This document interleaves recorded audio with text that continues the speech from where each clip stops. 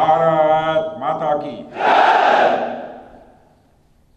Air chief marshal AP Singh, chief of air staff, air marshal Nagesh Kapoor, OC&C south western air command, lieutenant general Dheeraj Seth, GOC&C southern command, commando Sudeep Malik, NOIC Gujarat, Shri Anant Kumar DIG Vaishya, commandant Shri Sandeep Safiya, COICGS Jakhau, और यहाँ मौजूद हमारे सभी arm forces, coast guard और BSF के जाबाज officers और बहादुर जवानों। साथियों, ये आज आपके बीच में आया हूं तो आपका अभिनंदन करने के लिए आया हूं। ऑपरेशन सिंदूर में सचमुच आप लोगों ने करिश्माई काम किया है। भारत का मस्तक सारी दुनिया में आपने ऊंचा किया है, इसलिए मैं आप सबके बीच आया हूं।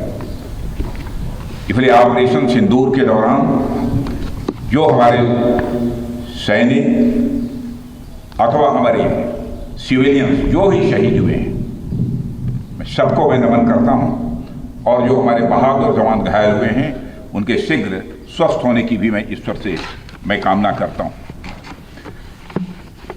आप जानते हैं कि हमारे देश की मजबूत भुज में आप सबके बीच आकर मुझे स्वाभाविक रूप से गौरव की अनुभूति हो रही है, और यह भुज 1965 में पाकिस्तान के खिलाफ हमारी जीत का भी साक्षी रहा है, और यह भुज 1971 में पाकिस्तान के खिलाफ हमारी जीत का भी यह साक्षी रहा है, और आज एक बार फिर यह भुज पाकिस्तान के खिलाफ हमारी जीत का साक्षी बना है। इसकी मिट्टी में देशभक्त की खुशबू है, और यहाँ के जवानों में भारत की सुरक्षा का एक अडिग संकल्प भी है। मैं आप सभी एयर वॉरियर्स, समस्त आर्म्ड फोर्सेस और अपने BSF के सभी जाबाजों का यहाँ पुनः अभिनंदन करता हूँ।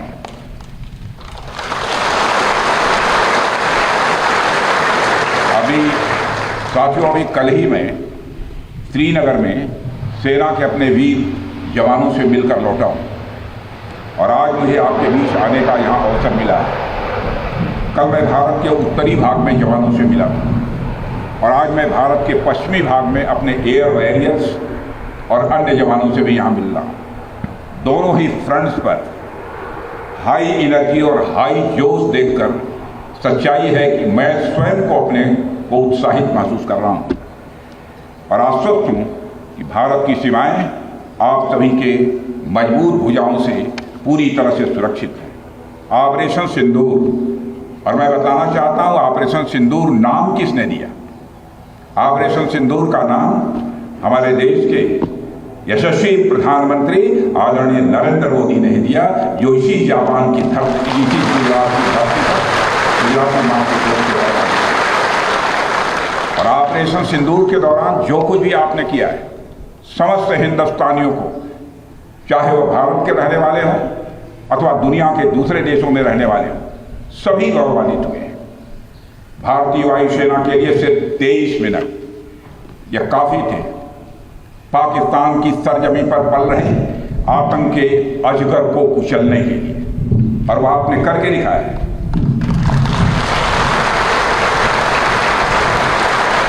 और मैं ये कहूँ तो यह कहना गलत नहीं होगा, जितनी देर में लोग नाश्ता पानी निपटाते हैं उतनी देर में आपने दुश्मनों को निपटा दिया।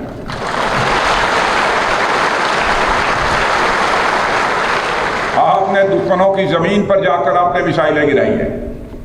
उसकी गूंज केवल भारत की सीमाओं तक ही सीमित नहीं रही है, बल्कि सारी दुनिया ने सुना है मेरे दोस्तों, सारी दुनिया ने सुना है। और वास्तव में वह गूंज सिर्फ मिसाइल्स की ही नहीं थी, वह गूंज थी आपके शौर्य की और भारत के सेना के जवानों के पराक्रम की। ऑपरेशन सिंदूर में भारतीय वायुसेना ने जो प्रभावी भूमिका निभाई है, उसकी सराहना इस देश में ही नहीं बल्कि दुनिया के दूसरे देशों में भी हो रही है। आपके इस ऑपरेशन में न केवल दुश्मनों को डोमिनेट किया है आपने, बल्कि उन्हें डेसिमेट करने में भी कामयाबी हासिल की है। आतंकवाद के खिलाफ चलाए गए इस अभियान को नेतृत्व हमारी एयरफोर्स ने ही किया, और हमारी एयरफोर्स एक ऐसी स्काई फोर्स है जिसने अपने शौर्य, पराक्रम और प्रताप से आसमान की नई और बुलंद ऊंचाइयों को भी छू लिया है। मैं chief air marshal AP Singh को भी इसके लिए मैं बधाई देना चाहता हूं। उनके पूरे ऑफिसर्स, उनके पूरे टीम, उनके सारे जवानों को भी मैं बधाई देता हूं। और साथियों, कोई छोटी बात नहीं है कि हमारी एयरफोर्स की पहुंच पाकिस्तान के हर कोने तक है, और ये बात पूरी तरह से साबित हो चुकी है तो हमारी तीनों फोर्सेस की, लेकिन आज एयरबेस पर आए हूं इसलिए मैं इसकी चर्चा कर रहा हूं। और आज स्थिति यह है कि भारत के फाइटर प्लेन बिना सरहद पार किए ही यहीं से उनके हर कोने तक सीधा प्रहार करने में पूरी तरह से सक्षम है। और पूरी दुनिया ने देख लिया है कि कैसे आपने पाकिस्तान की धरती पर मौजूद आतंकवाद के 9 ठिकानों को ध्वस्त कर दिया। बाद में की गई कार्रवाई में उनके अनेक एयरबेस भी तबाह कर दी गए। ऑपरेशन सिंदूर के दौरान इंडियन एयरफोर्स ने केवल पराक्रम ही नहीं दिखाया है, बल्कि पूरी दुनिया के सामने प्रमाण भी दिया है। प्रमाण इस बात का कि अब भारत की युद्ध नीति और टेक्नोलॉजी यानी तकनीक भी दोनों बदल चुकी है। आपने प्रधानमंत्री मोदी जी के नेतृत्व में नए भारत का संदेश पूरी दुनिया तक इस बार पहुंचा दिया है।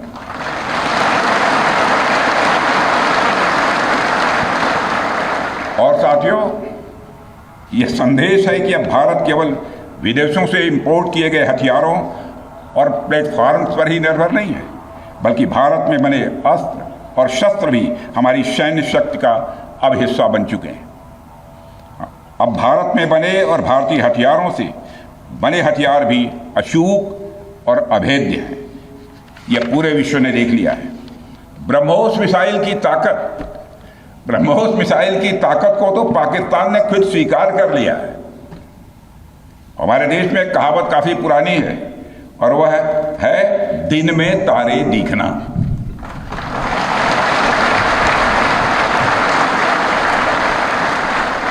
मगर भारत में बनी ब्रह्मोस मिसाइल ने पाकिस्तान को रात के अंधेरे में दिन का उजाला दिखा दिया है। रात के अंधेरे में दिन का उजाला दिखा दिया है। भारत के जिस एयर डिफेंस सिस्टम की तारीफ हर तरफ हो रही है, उसमें DRDO द्वारा बनाए गए आकाश और अन्य राडार सिस्टम की जबरदस्त भूमिका रही है। साथियों,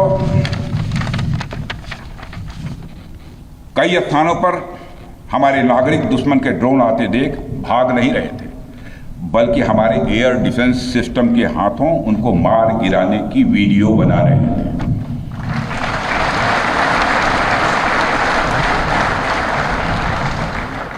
अब ड्रोन देखकर लोग भागने लगते हैं, लेकिन हमारे भारत के नागरिक वीडियो बना रहे थे। साथियों, आपने पाकिस्तान में मौजूद टेरर इंफ्रास्ट्रक्चर के खिलाफ प्रभावी कार्रवाई की है, मगर पाकिस्तान फिर से इस कोशिश में लग गया है कि ध्वस्त हुए आतंकी ढांचे को फिर से खड़ा किया जाए। वहां की सरकार पाकिस्तानी आम नागरिकों से लिया गया टैक्स जैशे मोहम्मद जैसे आतंकवादी संगठन के आका मसूद अजहर को करीब 14 करोड़ रुपए देने में खर्च करेगी, जबकि वह यूनाइटेड नेशंस डेजिग्नेटेड टेररिस्ट घोषित हो चुका है। इतना ही नहीं, लश्कर-ए-तोयबा और जैश ए मोहम्मद के मुरुद के और बहावलपुर स्थित टेरर इंफ्रास्ट्रक्चर को फिर से खड़ा करने के लिए पाकिस्तान सरकार ने आर्थिक सहायता देने की घोषणा की है, लेकिन निश्चित रूप से इंटरनेशनल मॉनेटरी फंड से आने वाले $1 बिलियन के बड़े हिस्से को टेरर इंफ्रास्ट्रक्चर को फंड करने में इस्तेमाल होगा, ऐसा मेरा मानना है। क्या यह इंटरनेशनल मॉनेटरी फंड IMF द्वारा, जो कि एक इंटरनेशनल ऑर्गेनाइजेशन है, उसके द्वारा इनडायरेक्ट फंडिंग इसे नहीं माना जाएगा? मैं दुनिया के लोगों के सामने यह सवाल रखना चाहता हूं। इसलिए मैं मानता हूं कि आज के समय में पाकिस्तान को किसी भी तरह की आर्थिक सहायता टेरर फंडिंग से कम नहीं है। भारत यही चाहेगा कि IMF पाकिस्तान को अपनी $1 बिलियन की असिस्टेंस पर वह पुनर्विचार करे और आगे भी किसी भी तरह की सहायता देने से IMF परहेज करे। भारत नहीं चाहता जो फंडिंग हम IMF को करते हैं वह डायरेक्ट या इनडायरेक्ट किसी भी तरीके से पाकिस्तान या किसी भी देश में टेरर इंफ्रास्ट्रक्चर को बनाने में वह इस्तेमाल की जाए। हम नहीं चाहते। साथियों, अब यह स्पष्ट हो गया है कि पाकिस्तान में आतंकवाद और वहां की सरकार का चोली दामन का संबंध है। स्टेट और नॉन स्टेट एक्टर के बीच का नकाब अब पूरी तरह से उतर चुका है। अतः इस परिस्थिति में यदि वहां परमाणु अस्त्र, एटॉमिक वेपन रहते हैं तो इस बात की संभावनाओं को भविष्य में नकारा नहीं जा सकता कि कभी वो आतंकवादी तत्वों के हाथों में चले जाएं। ये सिर्फ भारत के लिए नहीं बल्कि पूरी दुनिया के लिए और पाकिस्तान की आम जनता के लिए भी एक गंभीर खतरे की बात होगी। सारे विश्व और खासकर पाकिस्तान की आवाम को यह समझना होगा कि वो कितने बड़े खतरे के मुकाम पर बैठे हैं। वो एक ऐसे बारूद की ढेर पर बैठे हैं जिसके चारों तरफ माचिसों आपस में लड़ते हुए लोग हैं। इस हालात के लिए पाकिस्तान की फौज को संदेश देना चाहूंगा, कागज का है लिबास, कागज का है लिबास, चिरागों का शहर है, चलना संभल संभल के क्योंकि तुम नशे में हो।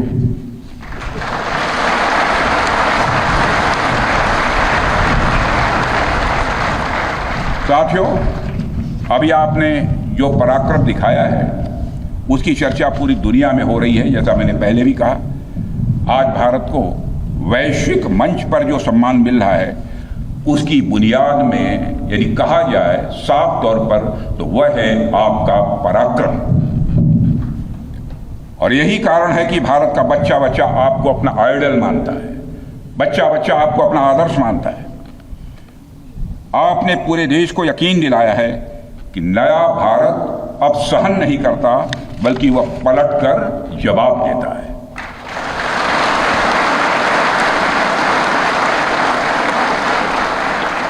मैं चाहे जितना कुछ भी बोलूं, लेकिन मेरे शब्द आपके कार्य को मापने में असमर्थ होंगे।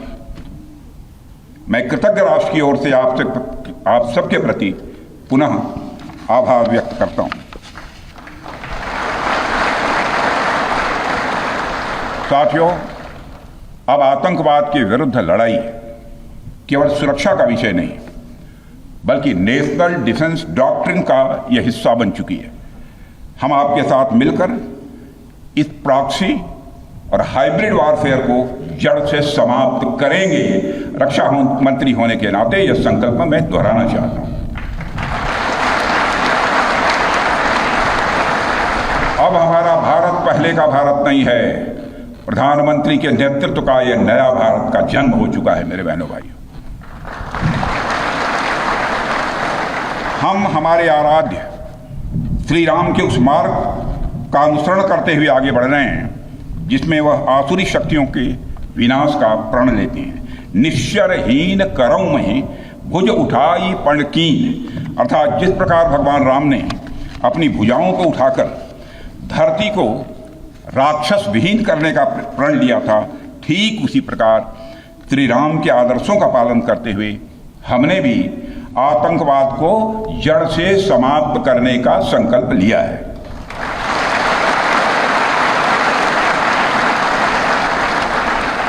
साथियों, प्रधानमंत्री मोदी जी के नेतृत्व में हमारी सरकार आने के बाद सैन्य मामलों को लेकर भारत की सोच और सामर्थ्य दोनों में अभूतपूर्व बदलाव आया है। हम भगवान राम के उस सिद्धांत का पालन करते हैं, सठ संग विनय, कुटिल संग प्रीति, सहज कृपण संग सुंदर नीति, अर्थात दुष्ट के साथ विनम्रता, कुटिल के साथ सदाशयता और कंजूस के साथ उदारता का आचरण कभी भी नहीं करना चाहिए। मैं आप लोगों को भी बता रहा हूं, बल्कि सठे साठ्यम समाचरित या टिट फॉर टैट।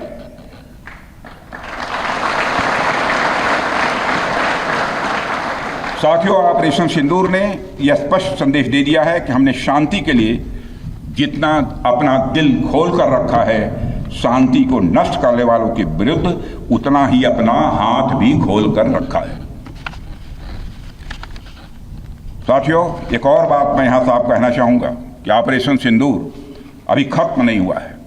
जो कुछ भी हुआ है वह सिर्फ एक ट्रेलर मात्र था। अब समय आएगा, जब भी सही समय आएगा, तो हम पूरी पिक्चर भी दुनिया को दिखाएंगे।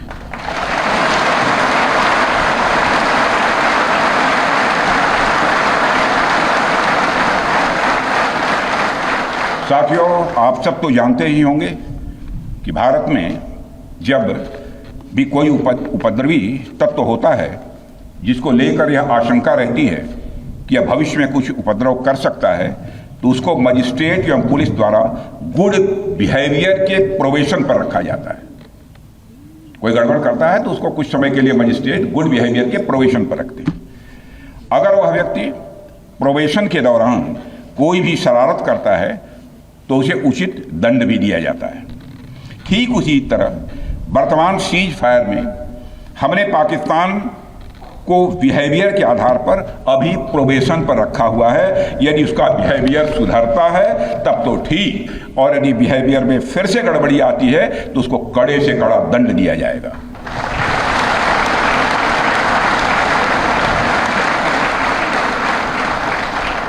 मैं फिर से इसे दोहराना चाहता हूं, अभी भारत ने पाकिस्तान को प्रोबेशन पर रखा है।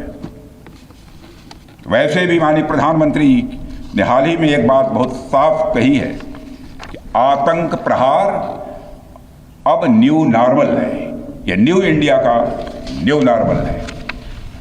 अब हमने साफ कर दिया है कि हमारी संप्रभुता को यदि कोई नुकसान पहुंचाएगा तो अब प्रहार भी झेलेगा। आतंकवाद का हम लाउडर और स्ट्रांगर जवाब देने के लिए तैयार हैं। साथियों, मैं जब देश के अलग अलग हिस्सों में जाता हूं तो एक बात हर जगह सुनने को मिलती है कि हमें हमारी सेनाओं पर गर्व है, और क्यों न हो। आप सबने अपने पराक्रम से, अपने शौर्य से पूरे देश के दिल में एक अपनी खास जगह बनाई है। लेकिन क्या सिर्फ गर्व और सम्मान ही काफी है?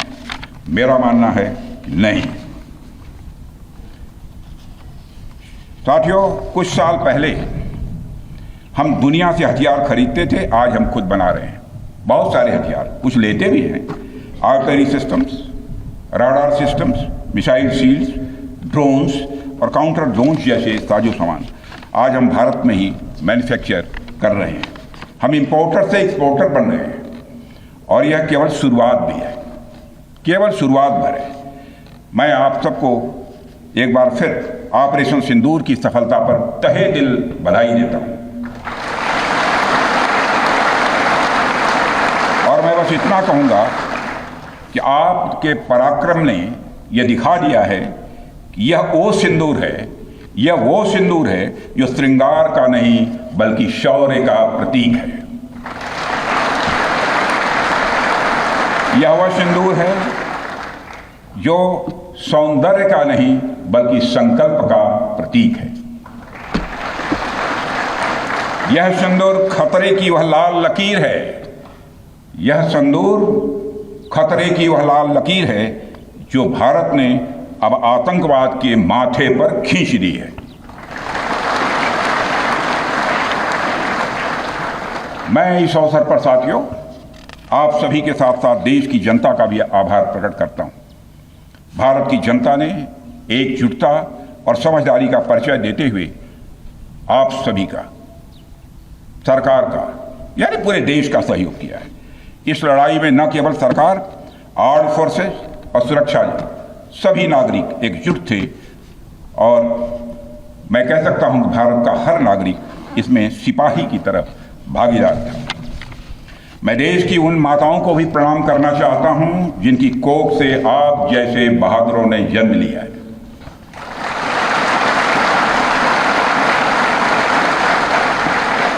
मैं उन परिवारों को भी नमन करता हूं जिन्होंने आपको पाला पोसा और बिना किसी हिचक के राष्ट्र की सेवा के लिए आपको समर्पित कर दिया। और मैं आपको आश्वासन देता हूं, सरकार और देश की जनता हर कदम पर, हर स्थिति में आपके कंधे से कंधा मिलाकर आपके साथ खड़ी है। और मुझे पूरा विश्वास है कि आपके सहयोग से हम इस पूरे रीजन में आतंकवाद का समूल नाश करेंगे, ताकि कल को कोई भारत की संप्रभुता के खिलाफ आंख उठाने की हिमाकत न कर सके।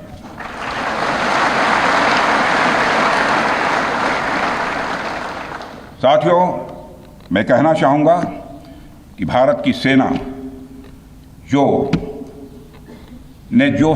अदम्य शौर्य दिखाया है और सरकार ने जो अद्भुत कूटनीतिक परिदृश्य बनाया है, मैं फिर से दोहराना चाहूंगा, भारत की सेना ने जो अदम्य शौर्य दिखाया है और सरकार ने जो अद्भुत कूटनीतिक परिदृश्य बनाया है, उसके आधार पर मेरे बहादुर जवानों, आप आश्वस्त रहिए कि भारत के भविष्य का सूर्य प्रखरता के साथ उदित होने वाला है और यह सब रात के टिमटिमाते हुए नक्षत्रों की तरह बुझने वाले हैं।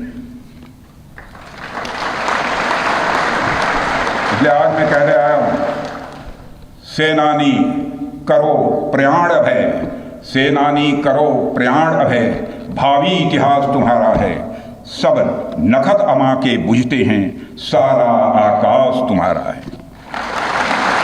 इन्हीं शब्दों के साथ पुनः आप सबके प्रति आभार व्यक्त करते हुए और साथ ही आपके सभी परिवार के सदस्यों के प्रति कृतज्ञता ज्ञापित करते हुए, उनके प्रति हृदय से सम्मान की अभिव्यक्ति करते हुए अपना निवेदन समाप्त करता हूं। बोलिए भारत माता की।